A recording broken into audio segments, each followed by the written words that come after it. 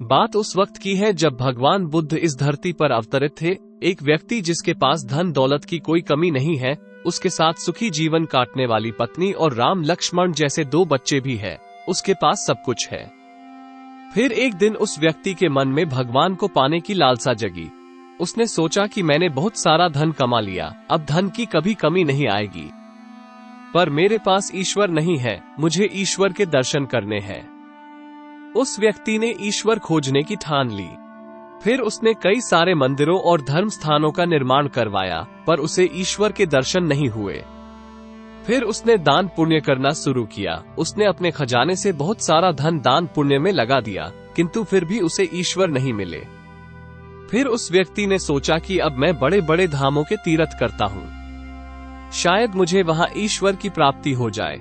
उस व्यक्ति ने कई तीर्थ स्थानों के दर्शन किए। ऐसे करते करते 20 साल गुजर गए, पर उस व्यक्ति को ईश्वर नहीं मिले। भगवान को पाने की कोशिश करते करते वो इंसान थक गया। आखिरकार वो एक दिन महात्मा बुद्ध के पास गया और कहने लगा कि महात्मा, मैं 20 साल से ईश्वर को खोज रहा हूँ, पर मुझे ईश्वर कहीं भी नहीं मिले। क्या आप मुझे ईश्वर पाने का कोई मार्ग दिखा सकते हैं?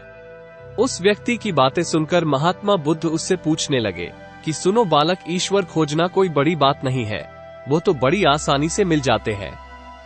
अच्छा, तुम ये बताओ कि ईश्वर को खोजने के लिए तुमने क्या किया और कहाँ कहाँ खोजा? वो व्यक्ति बुद्ध को पूरी बात बताता है कि मैंने कई सारे मंदिरों और धर्म स्थानों का निर्माण किया, दान पुण्य किया और कई सारे तीर्थ स्थानों के दर्शन किए, परंतु फिर भी मुझे ईश्वर नहीं मिले। महात्मा बुद्ध उसकी बातें सुनकर हंस पड़े और कहा, ठीक है, तुम्हें ईश्वर के दर्शन करने हैं ना, तुम शाम के वक्त मेरे पास आ जाना, तुम्हें ईश्वर मिल जाएंगे। वो सज्जन खुश होकर चला गया कि मुझे आज ईश्वर के दर्शन होंगे। फिर कुछ देर बाद संध्या होने को आई, पर महात्मा बुद्ध संध्या होने से पहले कुछ ढूंढने लगे। ये देख शिष्यों ने आकर पूछा कि गुरुजी, आप क्या ढूंढ रहे हैं? महात्मा बुद्ध ने बताया कि मेरे पास एक कीमती मोती था, परंतु वो कीमती मोती खो गया है, मैं उसे ही ढूंढ रहा हूँ। महात्मा बुद्ध की बात सुनकर शिष्य भी उस मोती को ढूंढने में लग गए। सभी मोती को ढूंढ ही रहे थे कि इतने में वो व्यक्ति भी वहां पहुंच गया। उसने देखा कि कुटिया के बाहर महात्मा बुद्ध और उनके शिष्य कुछ ढूंढ रहे हैं। उस व्यक्ति ने बुद्ध के पास जाकर पूछा कि गुरुजी, आप सब क्या ढूंढ रहे हैं? महात्मा बुद्ध ने बताया कि मेरा कीमती मोती खो गया है, हम सब उसे ही ढूंढ रहे हैं।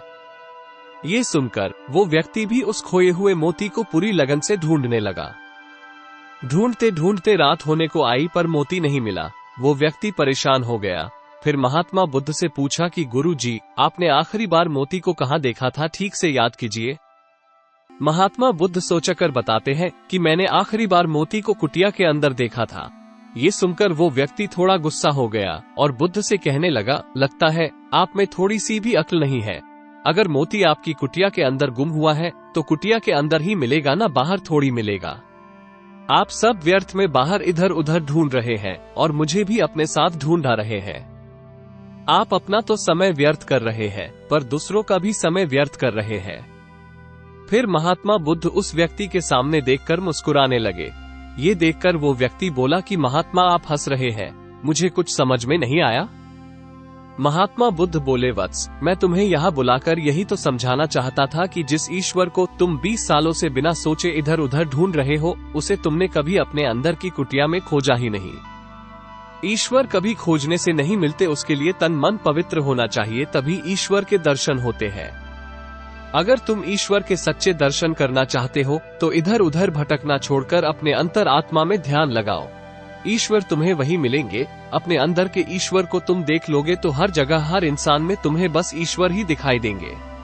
महात्मा बुद्ध की अमृत भरी वाणी सुनकर उस व्यक्ति अपनी गलती का एहसास हुआ और बुद्ध के चरणों में गिर पड़ा और माफी मांगते हुए कहा कि मैं व्यर्थ में ही इधर उधर भटक रहा था, वास्तव में तो ईश्वर हमारे अंदर ही होते हैं। दोस्तों, आशा करता हूँ कि गौतम बुद्ध की यह कहानी आपको जीवन में आगे बढ़ने में मदद करेगी। ऐसी ही मोटिवेशनल कहानियों के लिए हमारे चैनल को सब्सक्राइब करें। धन्यवाद।